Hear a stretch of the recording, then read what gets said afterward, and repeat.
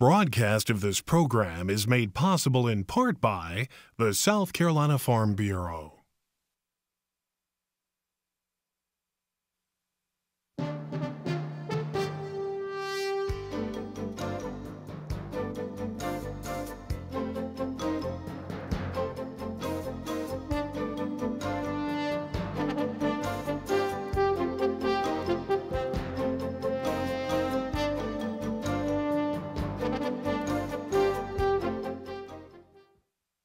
Broadcast of this program is made possible in part by Time Warner Cable.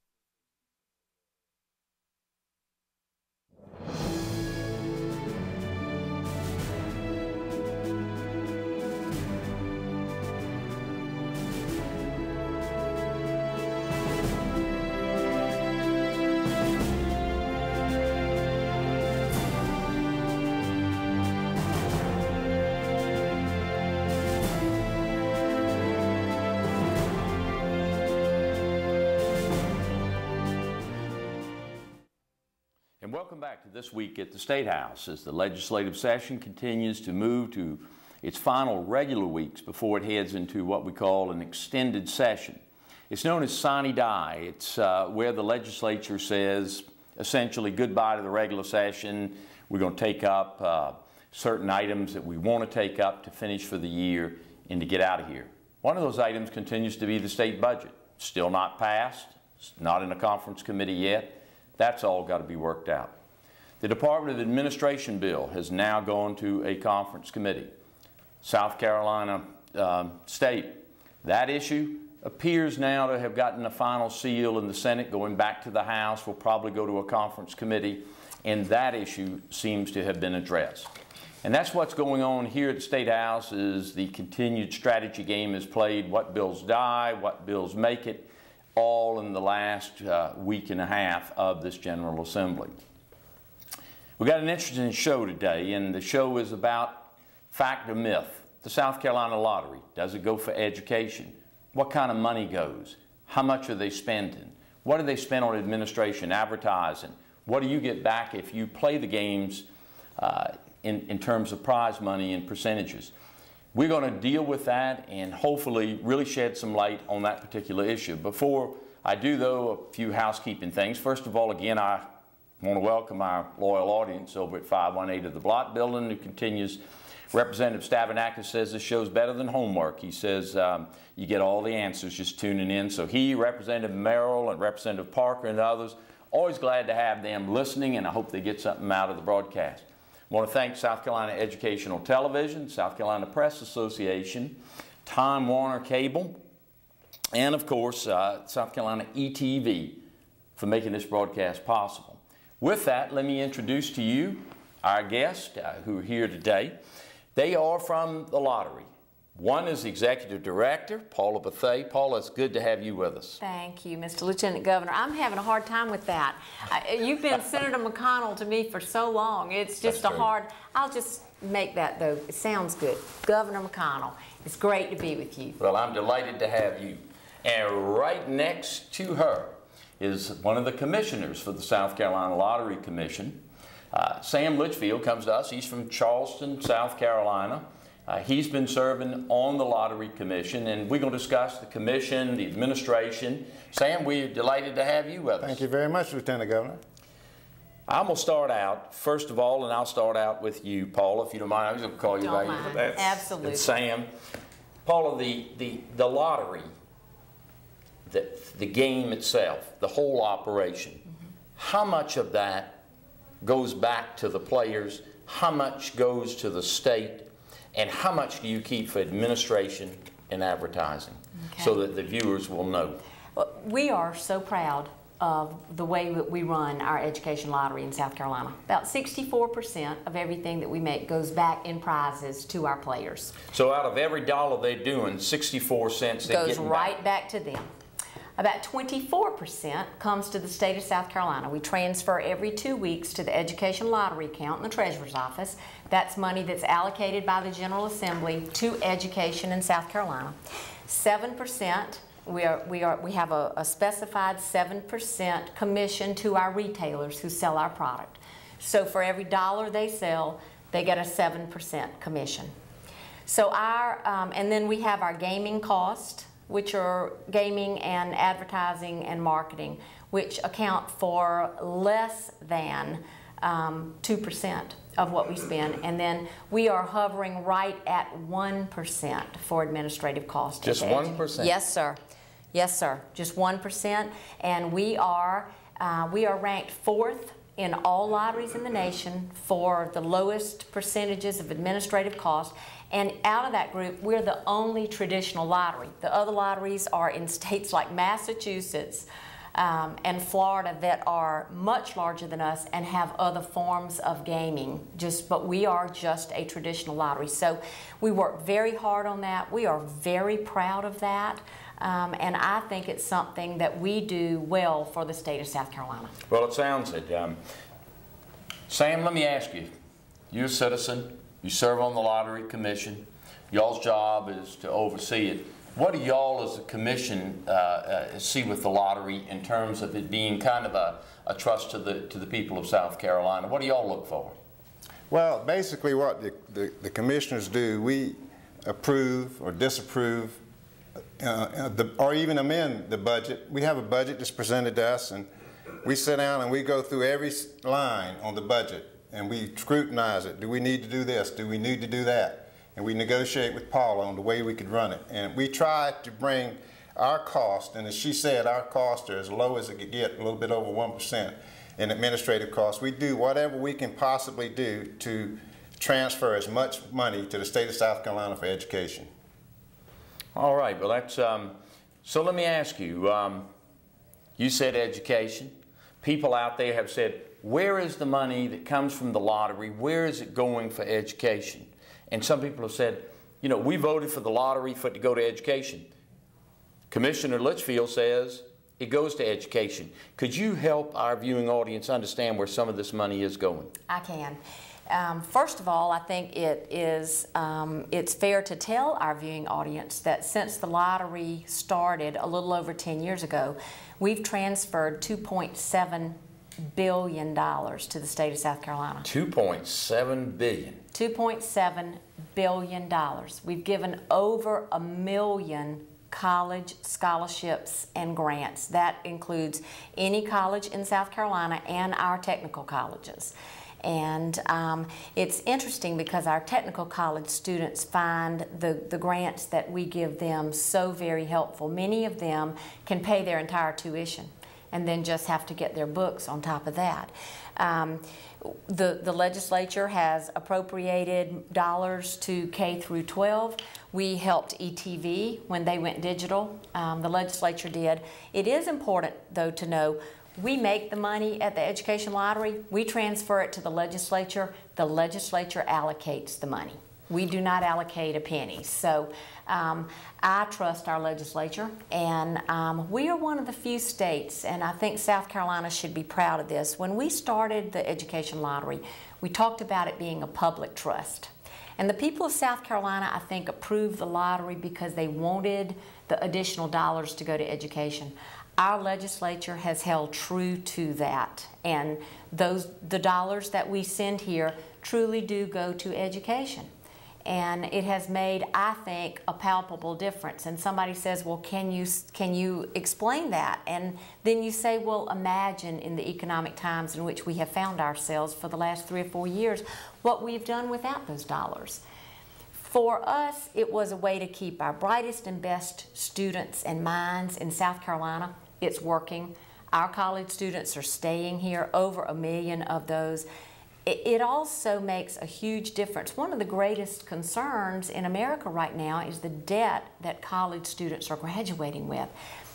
These scholarships help to allow our students, South Carolina students, to graduate without that debt sitting on their back, so that they're able to get a job, become members that are giving to the economic well-being of our state and our nation, and it just makes a huge difference. So, you know, we get up every day. It's not about the ticket for us. It's about the transfer to the state of South Carolina, and we take that very seriously.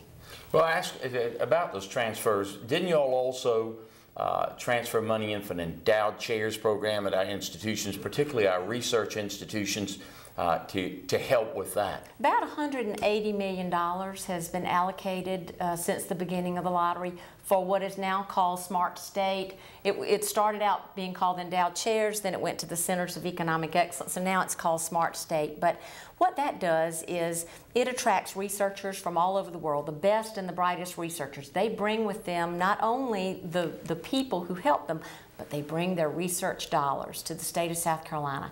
And it has catapulted both MUSC, USC, and Clemson in terms of what they are being able to attract in research dollars. But it's not just for research. They do startup companies. Those companies are spun off. And so in a very real way, because good education underpins economic development, but we feel like the education lottery is really making a significant difference in improving the economic well-being of all South Carolinians. Well, Sam, let me ask you, as a commissioner or a citizen, you're sitting there on the commission, you're giving your time to come serve. You hear what Paula says about these tremendous things that have been done. And what I hear her talk about is everything from research investment to students and technical, to students being able to afford college educations and not be in debt. You as a citizen looking in, do you still support the concept of this lottery? You think it's doing for the people of South Carolina what it was sold? Absolutely, absolutely, Lieutenant Governor. We have given, as Paula said, over 1 million scholarships. I was at a meeting the other day, and one of my friends addressed me, and he says, "I won the lottery 3 times."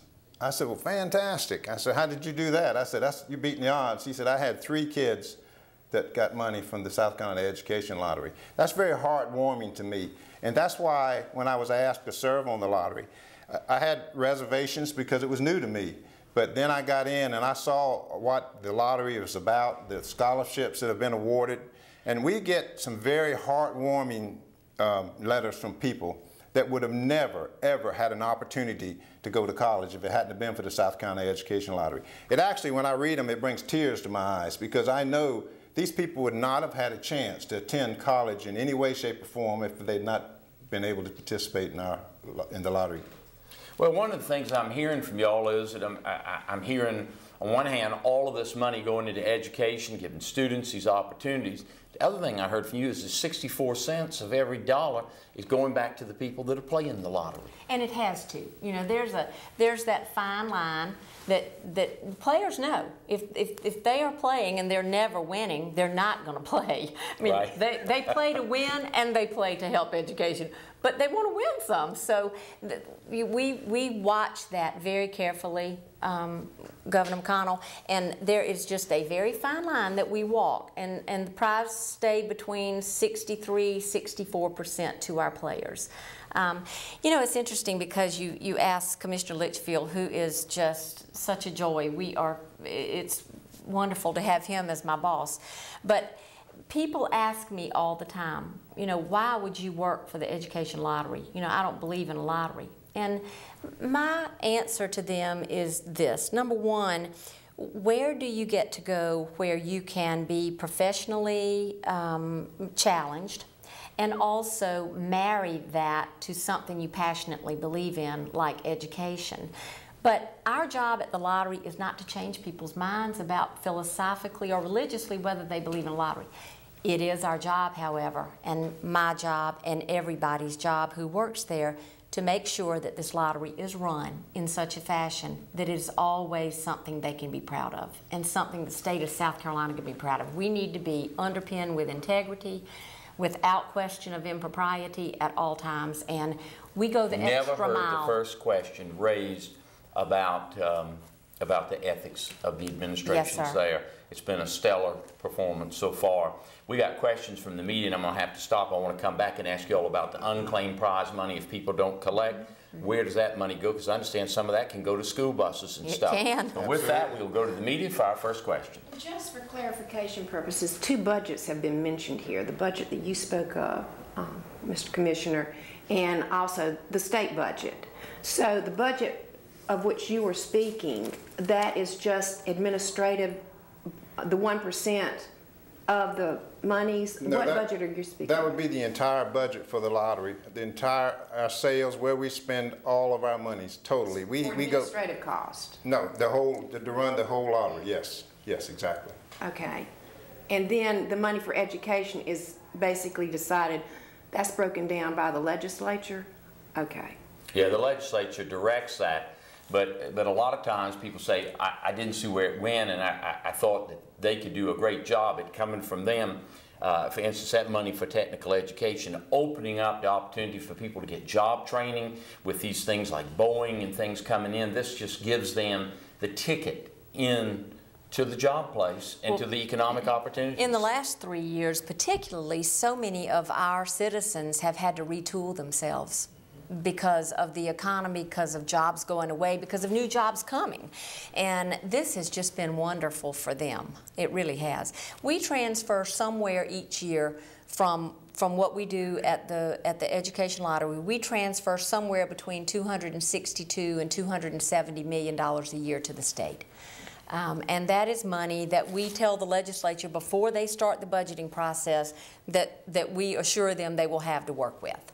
And luckily, for the last couple of years, we've been able to give a little more than we even told them that we were going to be able to give them, and that has just been a bonus for the state of South Carolina and, quite frankly, for our educational system. Well, Governor, when the legislation for the lottery was first passed, there were specific purposes set forth for those monies. Has that changed a great deal, those purposes? Well, when it was originally started, one of the things that was not done was the implementation legislation really was not hammered out, because I was on the conference committee that had to write the final version of this lottery bill. So the legislature, and it was always put forth that they would, by independent legislation, decide where the money would go and be appropriated. But by and large, the bargain was made to go with the college scholarships, to put money into the K through 12 reading programs, which is where the money went, and to put them also, we called them, one was a life scholarship, and it was another, a hope scholarship, Palmetto Hope and Life. And those have been there, and then the money put into technical education. The other place was the unclaimed prize money, and that's where people have won but never show up to claim. Now, y'all don't keep that money for yourselves, do you? No, sir. We transfer that to the state as well. And to the best of my knowledge, the permanent legislation diverts that money, a portion of it, at least 50% of it, into buying school buses. So again, it helps education. It does. And one entity that we haven't mentioned today that gets lottery dollars is libraries. That is correct. Public You are libraries around the absolutely correct, state. yes. And you know, there are very few people who don't take advantage of our wonderful libraries in South Carolina. And so, you know, when you look at the whole of where this money has gone and the impact it has had and continues to have, you realize that we really matter. It matters for this education lottery to be here. It really does. I'd forgotten about libraries, and the public very much supports libraries. Yes, sir. I want to ask you all about one other thing. I've noticed y'all have been very sensitive to somebody who could become addicted, and the message y'all make is that the lottery should be fun and an opportunity to participate, but it should not become a problem. Could you quickly address how y'all address that so the people of South Carolina know that y'all as a commission and an operation are mindful of that? We were the first lottery in the nation to have a place on our website where you could go. It's called playresponsibly.sc.com. And we have that. We do ads around playing responsibly. We encourage our players. But typically, if someone has a problem, it is just like a problem with alcohol or a problem with food or a problem with buying. The person who has the problem is often not the person who realizes they need help. It's someone who loves them or cares about them. So we reach out to that. We give all of our retailers, some 3,700 plus retailers in South Carolina who proudly and thankfully sell our product. We train them around recognizing people who might have a problem. We ask them to call us. But most importantly, we have a very wonderful relationship with Deotis, who also gets some funding from our lottery dollars. And there's a 24-hour, fully manned hotline, a 1-800 number, that is on our tickets. It is on all of our advertising. It is everywhere you look for our lottery product, you see the 1-800 number, which is a gambling hotline. But for us to say that we don't have that problem is really sticking our heads in the sand. So do we do that, or do we say, we know that there are some people who have a problem with everything to too great an extent, and so we want to be there to help those people. Lieutenant Governor, we're actually, and Paula, you might correct me if I'm wrong, but we're actually required to spend X amount of dollars, I think, a year to advertise to make sure that we get our point across that Paula was talking about. So we're actually required to do that, and I totally agree with it. You know. Well, I think y'all do a good job. The message comes across sincere, caring, and inviting. Right. And not creating a wall of hostility or some unknown and threatening way. We have just a few minutes left in the broadcast. I want to touch on two other things for the public out there because as y'all have made the point today, the opportunity, the lottery has given so many people the opportunity in education. Now, obviously, the lottery can lightning strike, so to speak. It gives somebody a life-changing opportunity. And y'all run two games called Mega Millions and Powerball. Could you very quickly tell our viewing audience what Mega Millions and Powerball are and how y'all are in that? Mega Millions and Powerball are our two jackpot games that are sold in every lottery in America, save California, which doesn't sell Powerball yet, but they're beginning next year. But every other lottery sells both. Mega Millions is drawn on Tuesdays and Fridays at 11. Powerball is drawn on Wednesdays and Saturdays at 10:59. We've had two very large Powerball winners in South Carolina. The last of our Powerball winners was a man, wonderful gentleman, named Solomon Jackson, who won $259 million. And he has taken that money and he gave $10 million to Morris College in Sumter. He has established a scholarship for African American males who otherwise may not be able to go to college. He's given the university several $1 million. He's given 10 or 12 churches money.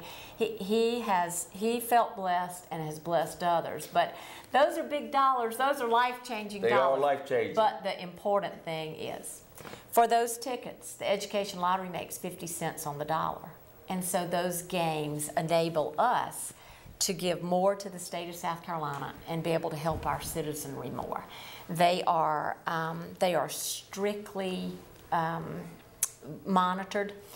There's a governmental, an umbrella organization that oversees every piece and parcel. The security is unbelievable around those games. And we are very proud of what they can do for our lottery. We just had a huge Mega Millions jackpot. You did. Over $600 million, the largest jackpot in the history of any lottery anywhere in the world. And that substantially helped our sales for the year.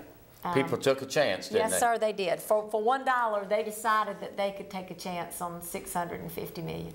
Now, very quickly, the other games y'all sell, when I go into a store, you see all of these rolls and stuff. Those are what, like instant games, rub-offs? And those are instant scratch-offs. And we actually have two sets of games. We have what we call online and instant tickets. And our online games are Powerball and Mega Millions and Pick 3, Pick 4, and Palmetto Cash 5. And then we have our scratch tickets that come $1, you can pay $1, $2, $3, $5, or $10 for those scratch-offs. We post the opportunities to win. I call them the odds. Some people call them. I call them opportunities to win on the bottom of each of those tickets. And so we have two different sets of gaming, two different vendors. Intralot is our vendor for online games. Scientific Games is for instant tickets. But we have a very complex, very secure operation. And on our website, sceducationlottery.com, there are two videos on our website that people can see, one called Behind the Draw and one called the Instant Ticket Documentary. And we take all viewers in South Carolina or anybody else that wants to see through every step of the security process that we have in place to make sure that our games are run the right way, the drawings are run the right way, and that nobody has to question the security of the education lottery. And let me ask the two of you very quickly, we're about to run out of time. Somebody wins, what'd you call that, South Carolina Cash 5 or 3? Palmetto Cash 5. Palmetto. If they win, how do they collect? Up to $500 they can collect at a retailer. Over $500 they need to come to Columbia to our claim center, which is on Assembly Street, right behind our offices, and claim. Or up to $100,000 you can mail your ticket in if you're brave enough to do that. I don't know if I'd do that if I won $100,000. We did have a player who mailed in a $100,000 ticket. We wrote a $100,000 check and mailed it back to him, but I'm not sure I would do that. Well, we got just about 2 minutes left in the broadcast. Very quickly, Commissioner, I'd ask you, anything you have to tell the people of South Carolina about the lottery, that it's in good hands, y'all are keeping an eye on it? And the lottery is a very well organized organization. We run on a shoestring operation. You can see by our budgets. And our goal is to transfer, as I've said earlier, is to transfer as much as we can to education. But the lottery reaches out a lot further than just education. I mean, you think about the retailers that participate in our organization.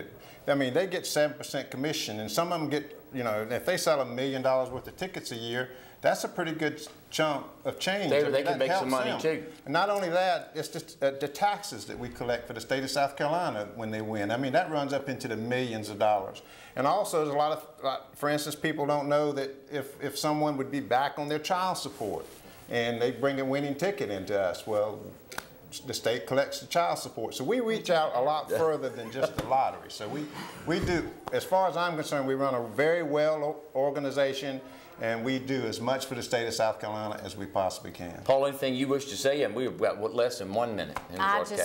I just want to thank you and ETV for this opportunity, and I want to say personally thank you for the support that you give the Education Lottery, for sending us Sam Litchfield, who has just been a joy, and we couldn't do it without the support of people like you and your stellar leadership that continues to grow for our state. So thank you. Thank you. And with that, we need to wind up. I would say to both of you, 1% people need to understand is all for y'all's operation. 64 cents on the ticket, opportunity, and helping South Carolina grow educationally.